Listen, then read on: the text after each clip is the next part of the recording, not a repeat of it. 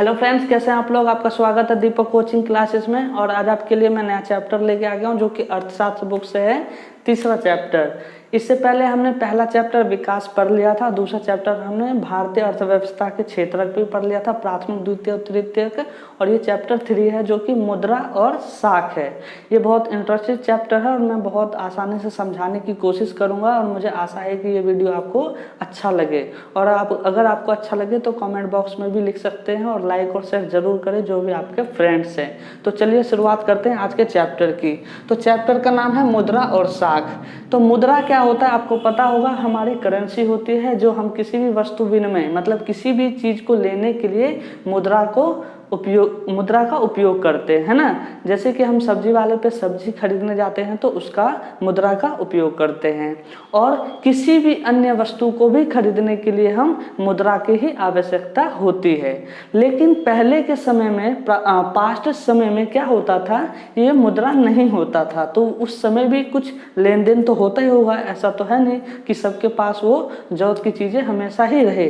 किसी न किसी वस्तु को उसको लेन देन करना होता है। जैसे कि एग्जाम्पल के साथ हम समझने की कोशिश करें, एक मोची होता है जो जूता सिलता है, और एक किसान की बात करेंगे तो मोची जूता सिलता है, उसको अनाज की आवश्यकता है, और दूसरा किसान है, उसको जूते की आवश्यकता है। तो ये दोनों ही क्या करेंगे, एक दूसरे से जो मोची है वो किसान को जूता दे देगा और किसान जो है उसको अनाज दे देगा।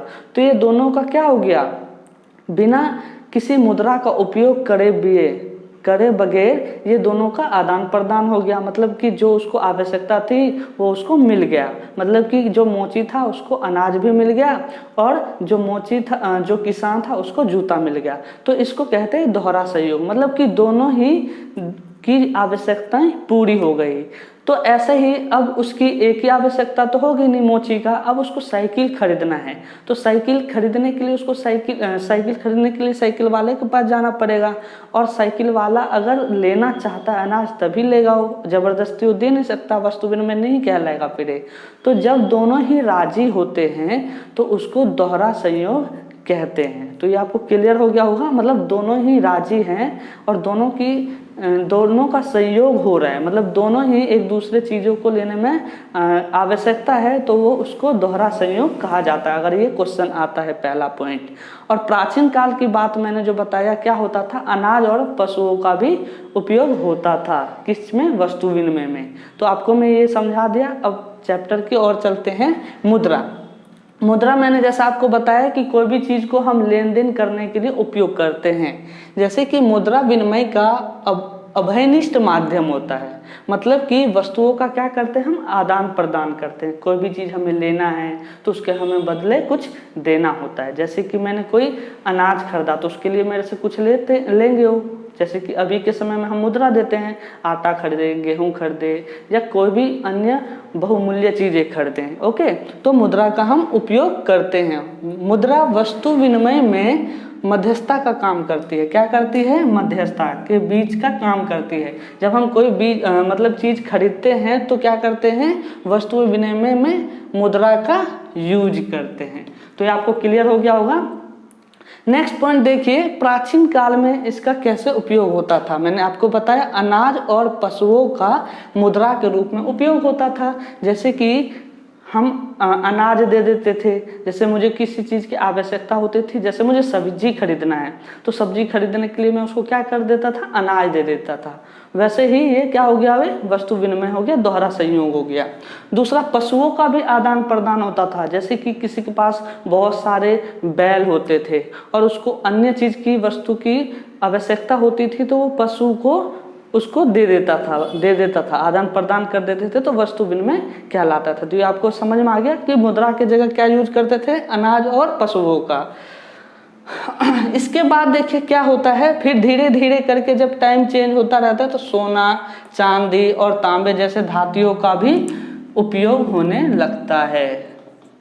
ओके, तो ये आपको पॉइंट क्लियर हो गया होगा। तो ये हमने पॉइंट को आसानी से समझ लिया, जो कि बहुत इंटरेस्टिंग चैप्टर है ये। और चलिए अब हम नेक्स्ट पॉइंट करते हैं। क्या होता है, जो कागज से बनी होती है।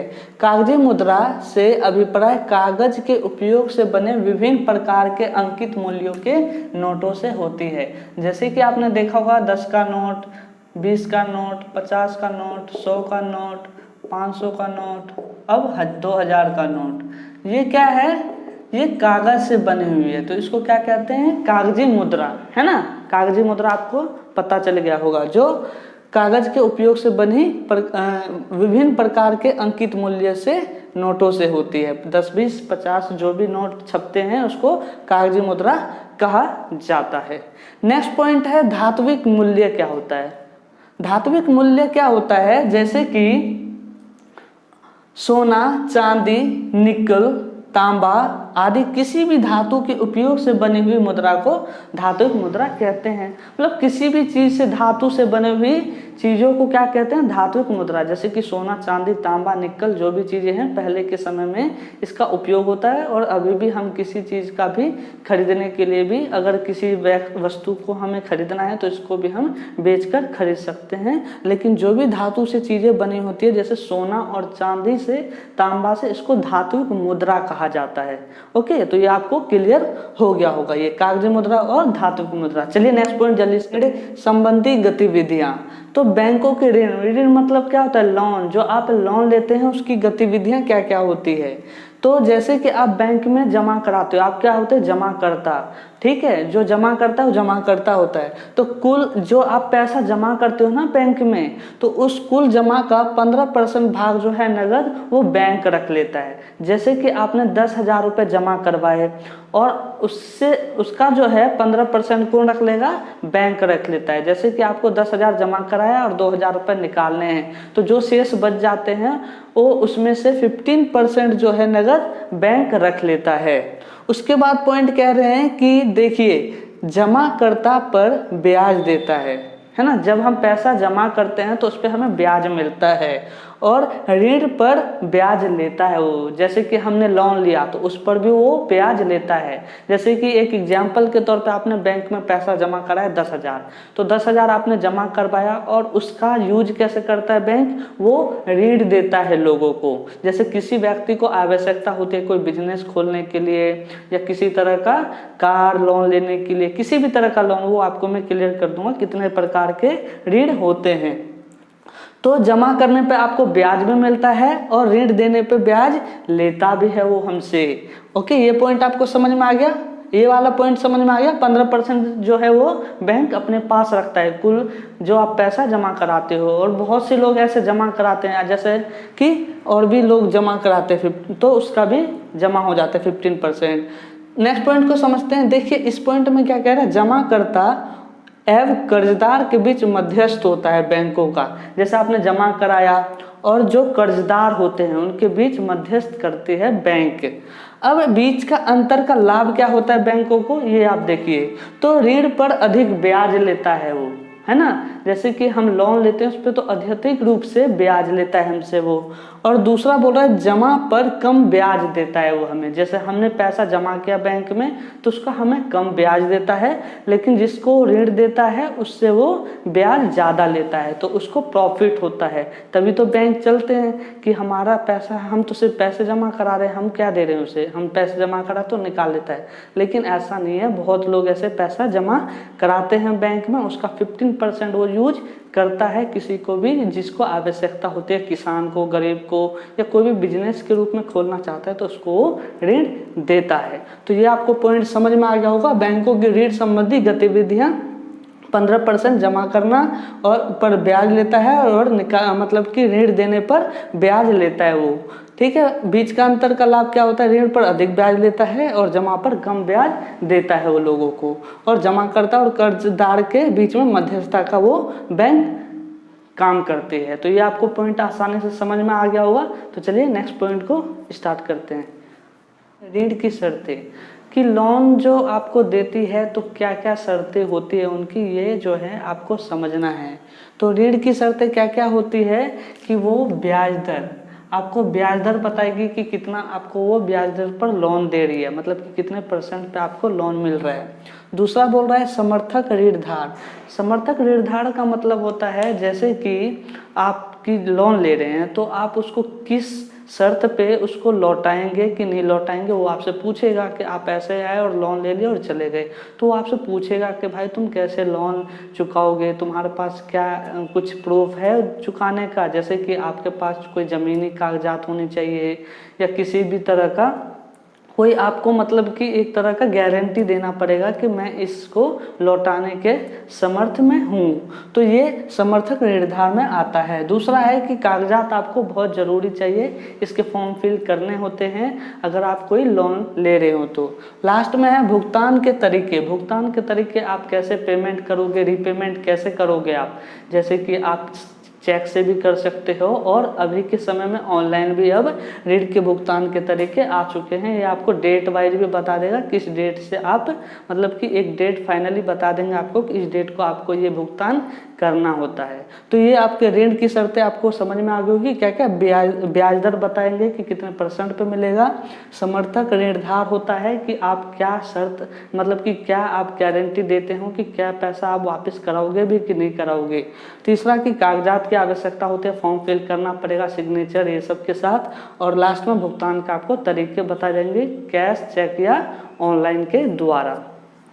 नेक्स्ट है अब ऋण के प्रकार भी होते हैं कि ऋण 2 प्रकार के होते हैं। कौन कौन से, एक होता है औपचारिक और एक होता है अनौपचारिक। 2 तरह के ऋण होते हैं, लोन लेने के तरीके होते हैं। जैसे कि पहला बोल रहा है औपचारिक, तो औपचारिक में हमें कौन कौन लोन देता है, बैंक और सहकारी समितियां। तो जो ये समिति होती है ये भी लोन देती है। और मैंने आपको एक पॉइंट बताया था बैंक का कि बैंक कितने % जो है अपने पास रख लेती है, जो हम जमा करता पैसा रखता है 15%, उसका 15% औपचारिक जो है क्या करता है अपने पास, वो जमा रख लेता है, जमा राशि रखता है। अनौपचारिक में कौन कौन हमें लोन देते हैं, जैसे कि साहूकार। आप ग्रामीण क्षेत्र में देखते होंगे कि बहुत से साहूकार होते हैं जो लोन देने के लिए तैयार रहते हैं। दूसरा आपके दोस्त भी दे सकते हैं, जो आसपास के दोस्त से आप लोन ले सकते हैं, वो अनौपचारिक कहलाता है। मालिक से ले सकते हैं, आप अपने जहाँ पे जॉब करते हैं उस मालिक से भी लोन ले सकते हैं। लेकिन इसके जो होते हैं कुछ विशेषताएं होती है, जैसे कि अधिक ब्याज दर लेंगे ये आपसे। क्या लेते हैं, अधिक ब्याज लेते हैं, ये अधिक ब्याज लेंगे। ये अनौपचारिक जो है अधिक ब्याज लेते हैं। और सेकंड पॉइंट जो है मतलब कि बिना सूचना और शर्तों में परिवर्तन होता रहता है। इसमें आपको बिना बताए ही कभी भी आप डेट को मांग सकता, भाई मुझे अर्जेंट चाहिए, तो पैसा आपसे मांग सकता है कभी भी। मतलब इसमें कोई भी शर्त नहीं होता है। इसमें आपको हर गारंटी दी जाएगी, मतलब कि आप कितने को भुगतान करेंगे, आपको ये परेशान नहीं करेंगे। मतलब कि ज़्यादातर जो डेट आपने दे दिया उसी डेट को आपको जमा करा सकते हैं। अगर नहीं होता है तो वो कैसे भी मेंटेन कर लेते हैं। लेकिन जो अनौपचारिक होता है, साहूकार दोस्त या रिश्तेदार से लेते हैं, तो ये ज़्यादातर हम मुश्किल समय में जब कभी होता है कि हमारे पास नहीं होता है तो ये ज़बरदस्ती करने लग जाते हैं। तो जैसे मैंने आपको बताया कि ये कम ब्याजदार होता है, मतलब कि कम ब्याज पे हमें मिल जाता है लोन औपचारिक में। लेकिन अनौपचारिक में अधिक ब्याज होता है, बिना सूचना और शर्तों के परिवर्तन कर देते हैं, और ये सरकारी ब्याजों का पालन नहीं करते हैं। ये सरकारी सारे RBI जो होता है, रिजर्व बैंक, जो अभी मैं आगे आपको पॉइंट बताने वाला हूँ, बहुत इंटरेस्टेड है, बहुत आपको बहुत अच्छे से समझाऊंगा मैं RBI क्या होता है। तो RBI के जितने भी टर्म एंड कंडीशंस होते हैं उसको फॉलो करते हैं। लेकिन ये RBI का क्या होता है, RBI reserve bank of India का क्या rules conditions term and condition को फॉलो नहीं करते हैं। आपसे अधिक ब्याज ले सकते हैं, और क्या बताया था, ये बिना सूचना या शर्तों के भी परिवर्तन कर देते हैं, और कर्ज, और इसमें आपको कर्ज जाल में भी फंसने का डर होता है। क्या, कर्ज जाल में, इसमें कर्ज जाल बढ़ता जाता है। मतलब कि आप इसका लोन नहीं चुका पाओगे तो आप किसी और दोस्त से लोगे पैसे, तो इससे क्या होगा, लोन में कर्ज आपका बढ़ता जाएगा। तो आपको इसमें शर्तें पता चल गई कि ऋण की शर्तें क्या क्या होती है, कौन कौन सी ब्याज दर मैंने आपको क्लियर कर दिया। और ऋण के प्रकार दो आसानी से है, एक तो औपचारिक, एक है अनौपचारिक। औपचारिक में बैंक देता है हमें और अनौपचारिक में रिश्तेदार, दोस्त या मालिक से हम पैसा ले सकते हैं। और दोनों के अंतर भी आप आसानी से लिख सकते हैं। औपचारिक जो है इसके टर्म एंड कंडीशंस होते हैं और ये कम ब्याज दर पर हमें मिल जाता है, जो भी बैंक रूल्स देती है इसमें उसी के हिसाब से। लेकिन अनौपचारिक में क्या होता है कि ये अधिक ब्याज दर लेता है और टाइम में कभी भी परिवर्तन करते हैं, ये कभी भी आपसे मांग कर सकते हैं और इसमें आप कर्ज जाल में भी फंस सकते हैं। तो ये इन दोनों की विशेषताएं थी जो मैंने आपको क्लियर कर दिया। तो शर्तें और ऋण के प्रकार मैंने आपको आसानी से समझा दिया। तो ये पॉइंट खत्म होता है। चलिए नेक्स्ट पॉइंट करते हैं। नेक्स्ट पॉइंट है हमारा समर्थक ऋणधार क्या होता है। तो समर्थक ऋणधार क्या होता है, एक ऐसी संपत्ति होती है जिसका मालिक कर्जदार होता है। ऐसी संपत्ति जिसका मालिक कर्जदार है और वह इस संपत्ति का उधारदाता को गारंटी प्रदान करने के लिए करता है, उसको समर्थक ऋणधार कहा जाता है। मतलब किसी व्यक्ति का वो गारंटी देता है कि मैं इसका जो है उधारकर्ता चुका दूंगा। तो आपको क्लियर हो गया। नेक्स्ट है वस्तु विनिमय, मतलब कि वस्तु के बदले वस्तुओं का लेन देन क्या होता है, वस्तु विनिमय कहलाता है। जो भी हम वस्तु का विनिमय करते हैं, जैसे वस्तु के बदले हम किसी वस्तुओं का लेन देन करते हैं, उसको ही वस्तु विनिमय कहा जाता है। तो ये आपको पॉइंट आसानी से समझ में आ गया होगा। तो चलिए नेक्स्ट पॉइंट करते हैं। नेक्स्ट पॉइंट है हमारा कर्ज जाल कब उत्पन्न होता है। कर्ज जाल कब उत्पन्न होता है। कर्ज जाल क्या होता है, जैसे कि मैंने कोई कर्ज लिया है, लोन लिया है, ऋण लिया है और उसके लिए उसको चुकाने के लिए मैं कोई और लोन लेता हूँ और उसको चुकाने के लिए फिर से कोई और लोन ले लेता हूँ, तो ये क्या हो जाएगा, कर्ज जाल मेरे पे फंस जाएगा। जैसे कि एग्जाम्पल समझते हैं, जब कर्जदार अपना पिछला कर्ज नहीं चुका पा रहा हो तो पुराने कर्ज को चुकाने के लिए क्या करता है, वो नया कर्ज लेगा, न्यू क्या लेगा, लोन लेगा। थर्ड पॉइंट बोल रहा है आर्थिक स्थिति बद से बदतर होती जाएगी। धीरे धीरे हम लोन लेते लेते कर्ज में फंसते जाएंगे और हमारे जो भी इकोनॉमिक्स जो स्थिति है वो बद से बदतर होती जाती है और कर्ज चुकाने के लिए हम अपनी संपत्ति को भी बेचना मजबूर पड़ सकता है। मतलब कि एक कर्ज के लिए मैंने दूसरा कर्ज लिया, तीसरा कर्ज लिया, चौथा, और वो मैं कर्ज जाल में फंस गया और इससे क्या होता है, हमारी आर्थिक स्थिति बद से बदतर हो जाती है और इससे हमारा क्या हो जाता है नुकसान, हमें संपत्ति को भी बेचना पड़ सकता है। तो ये कर्ज जाल था ये पॉइंट, जो कि आपको आसानी से समझ में आ गया होगा। तो चलिए नेक्स्ट पॉइंट करते हैं। नेक्स्ट पॉइंट करते हैं बांग्लादेश का ग्रामीण बैंक। तो देखिए अब एक जगह पे बांग्लादेश है जो कि हमारा पड़ोसी देश है, वहाँ पे ग्रामीण बैंक का क्या होता है, शुरुआत होती है। तो वहाँ पे क्या होता है, बांग्लादेश ग्रामीण बैंक का उचित ब्याज दरों पर गरीबों की ऋण जरूरतों को पूरा करने का सफल इतिहास रहा है। मतलब वहाँ पे जो गरीब लोग हैं उनको ऋण देने के लिए बहुत सफल इतिहास रहा है इनका। इसकी शुरुआत सन 1970 में हुई थी। ओके, बांग्लादेश ग्रामीण बैंक का क्या नाम है, ग्रामीण बांग्लादेश बैंक। इसकी शुरुआत कब होती है, 1970 में, और ये गरीबों को ऋण देने के लिए एक इतिहास बन जाता है। अक्टूबर 2014 के ग्रामीण बैंक के अब 8.63 लाख जो हैं 8.63 लाख सदस्य अभी तक 2014 के डाटा से इतने सदस्य इसके बन चुके हैं लोग।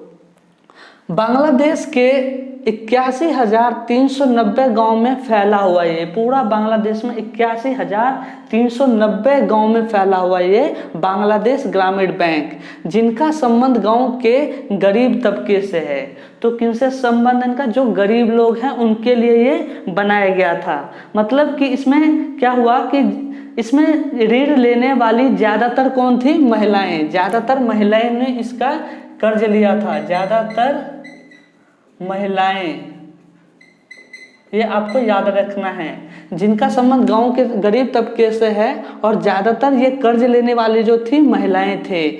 और इन कर्जदारों ने दिखा दिया कि न केवल गरीब महिलाएं भरोसेमंद कर्जदार हैं, बल्कि वे गतिविधियों को चलाने में सक्षम भी है। तो आपने देखा बांग्लादेश में जो ये एक अपनाया गया ग्रामीण बैंक, बांग्लादेश ग्रामीण बैंक, और इसने कितना गरीबों की मदद की और इसे इतिहास से भी मतलब कि इसने इतिहास भी रचा है, जो कि ग्रामीण तबके के बारे में सोचा और यहाँ पे ज़्यादातर महिलाएं ने ऋण लिया और वो गतिविधियों को चलाने में भी सक्षम रही। तो आपने देखा कि यहाँ पे कैसे कैसे ऋण लेने से बहुत से जो निम्न वर्ग के जाते हैं वो भी इसको लेकर व्यापार करके एक आर्थिक स्थिति को बद से अपना स्थिति को अच्छे से विकास कर सकती है। तो ऋण लेने से ज़्यादातर कर्ज जाल नहीं फंसता है, लेकिन उसका अच्छे से हम यूज करते हैं तो उसको हमें फ़ायदा भी होता है। तो ये जो है हमें एक उदाहरण है जिसने हमें बांग्लादेश की ग्रामीण बैंक से लिया है। तो ये आपके क्वेश्चन में आ सकता है 5 नंबर का क्वेश्चन, जो कि मैंने आपको पॉइंट में समझा दिया है। इसको आप आसानी से बता सकते हैं। और इसका कब जो है इसकी स्थापना कब हुई थी? शुरुआत 1970 में। और अक्टूबर 2014 के ग्रामीण बैंक में अब तक कितने लाख सदस्य? 8.63 लाख। ओके, तो अब ये आपको पॉइंट समझ में आ गया होगा। चलिए नेक्स्ट पॉइंट करते हैं। क्या क्वेश्चन कह रहा है हमसे कि आरबीआई क्या काम करती है? आरबीआई क्या होती है? आरबीआई का फुल फॉर्म क्या है? आपको पता होगा, रिजर्व बैंक ऑफ इंडिया। ये फुल फॉर्म है आरबीआई का, रिजर्व बैंक ऑफ इंडिया। तो रिजर्व बैंक ऑफ इंडिया है जो वो क्या क्या करती है, उसका काम क्या है करना? तो पहला पॉइंट कह रहा है कि सरकार की ओर से मुद्रा जारी करता है। जो हमारे नोट छपते हैं वो कौन जारी करता है? आरबीआई की सरकार होती है। दूसरा पॉइंट कह रहा है कि बैंकों व समितियों की कार्य प्रणाली पर नजर रखती है। किस पर? बैंकों पर। जो हमारे बैंक होते हैं उन पर, और जो छोटे छोटे वाणिज्य बैंक होते हैं उन पर ये आरबीआई नजर रखती है। तीसरा पॉइंट कहा जा रहा है कि ब्याज दरों व ऋण की शर्तों पर निगरानी रखी जाती है। मतलब कि लोन लेने की क्या क्या टर्म एंड कंडीशंस हैं और उनकी जो मतलब कि कह सकते हैं कि उनका प्रतिशत, लोन देने का प्रतिशत कितना है, उस पर भी निगरानी रखता है। कौन? आरबीआई। आपसे क्वेश्चन पूछा जा सकता है। फोर्थ पॉइंट कहा जा रहा है कि बैंक कितना नगद शेष अपने पास रख सकती है। तो आपको मैंने बताया था कितना, 15% जो है अपने पास रखती है, और इसकी सूचना कौन रखता है? आरबीआई। सो आपको ये पॉइंट क्लियर हो गया होगा। तो बैंक कितना नगद रखती है अपने पास? 15%, और इसकी सूचना कौन रखती है? आरबीआई। लास्ट पॉइंट कह रहा है कि ऋण किस प्रकार वितरित किया जाए, वितरित किया जा रहा है। जैसे कि ऋण प्रकार जो है, ऋण किस प्रकार से, लोन जो है किस प्रकार से बांटा जा रहा है वहाँ पे लोगों को, जो गरीब घर मतलब जो मजदूर लोग हैं उनको किस प्रकार से बांटा जा रहा है, मतलब कि किस प्रकार से उनको दिया जा रहा है, वो भी निगरानी कौन रखता है? बैंक। और किस दर पे, किस रेट पर दिया जा रहा है लोन, वो भी कौन रखता है? Reserve bank of India. तो आपको ये क्लियर हो गया होगा, ये पॉइंट आपको क्लियर समझ में आना चाहिए। बैंक कितना परसेंट अपने पास रखती है शेष? 15%, जो कि मैंने आपके पॉइंट में बताया था। और ऋण किस प्रकार वितरित की जाए वो भी आरबीआई देखती है। तो ये आरबीआई का वर्क है जो करती है। तो ये आपको पॉइंट आसानी से समझ में आ गया होगा। तो नेक्स्ट पॉइंट है, एक पॉइंट दे रहा हूं मैं आपको, ग्रामीण बैंक के संस्थापक। देखिए, ग्रामीण बैंक के संस्थापक होते हैं 2006 में नोबेल पुरस्कार, उनका नाम होता है मोहम्मद यूनुस होता है इनका नाम, विजेता होते हैं नोबेल पुरस्कार। 2006 में इनको क्या मिलता है? नोबेल पुरस्कार मिलता है। किनको? मोहम्मद यूनुस को। तो ये क्या कहते हैं? कहते हैं कि उचित शर्तों के साथ ऋण उपलब्ध कराए जाए तो लाखों छोटे लोग अपनी लाखों छोटी बड़ी गतिविधियों के जरिए विकास का बड़ा चमत्कार कर सकते हैं। तो ये आपको पॉइंट समझ में आया। क्या कह रहा है कि 2006 में एक जो होते हैं ग्रामीण बैंक के संस्थापक, 2006 में क्या नाम होता है उनका? मोहम्मद यूनुस। तो इन्होंने एक बैंक की स्थापना करते हैं ग्रामीण लोगों के लिए, और उन्होंने क्या कहा, जो छोटे छोटे लाखों मजदूर हैं अगर उनको ऋण सस्ते दरों पर दिया जाए तो वो अपने अनेक गतिविधियों में छोटे बड़े रूप से अपने मतलब कि विकास कर सकते हैं, और ये चमत्कारिक रूप से हो भी सकता है। क्योंकि देखिए, ग्रामीण क्षेत्र में बहुत से गरीब मजदूर होते हैं, अगर उनको कम दर पर अगर उनको लोन दिया जाए और वो उनसे लोन दिया जाए और उससे आसानी से हम क्या कर सकते हैं, लोन दे सकते हैं। और वो आसानी से क्या करते हैं, कोई भी छोटी मोटी दुकान या किसी तरह का कृषि करके वो अपना जीवन यापन अच्छे रूप में बिता सकते हैं। और इस लोन से वो किसी भी तरह के अपने बच्चों को भी पढ़ा सकते हैं, ताकि उनके बच्चे पढ़ लिख कर एक अच्छे व्यक्ति और अपने परिवार की विकास कर सके। तो ये आपने पॉइंट समझ गया आरबीआई क्या काम करती है। और एक 2006 के संस्थापक होते हैं ग्रामीण क्षेत्र के, कौन, मोहम्मद यूनुस, जिन्होंने ग्रामीण क्षेत्र के लिए एक बहुत अच्छा सोचा और उनको नोबेल पुरस्कार भी इस काम के लिए मिला, क्योंकि उन्होंने बहुत अच्छा काम किया ग्रामीण क्षेत्र, मजदूरों के लिए, गरीब वर्गों के लिए। तो ये आज का लास्ट पॉइंट था, जो पॉइंट खत्म हो गया हमारा चैप्टर 3 का। क्या नाम था, मुद्रा और साख, जो कि मैंने बहुत अच्छे से समझाया। मुझे आशा है कि आपको वीडियो अच्छा लगे तो लाइक, कमेंट और शेयर जरूर कीजिएगा। और मैं आज एक आपको होमवर्क देता हूं कि करेंसी जो है कौन छापता है, वो आपको कमेंट बॉक्स में इसका आंसर लिखना है। तो आज के लिए इतना ही, और अब मैं नेक्स्ट चैप्टर में आपसे मिलूंगा। अगर कोई भी पॉइंट्स आपको डाउट हो तो आप कमेंट बॉक्स में लिख सकते हैं, मैं उसको क्लियर करूंगा। तो आज के लिए इतना ही, नेक्स्ट वीडियो में मिलते हैं। तो ओके, बाय।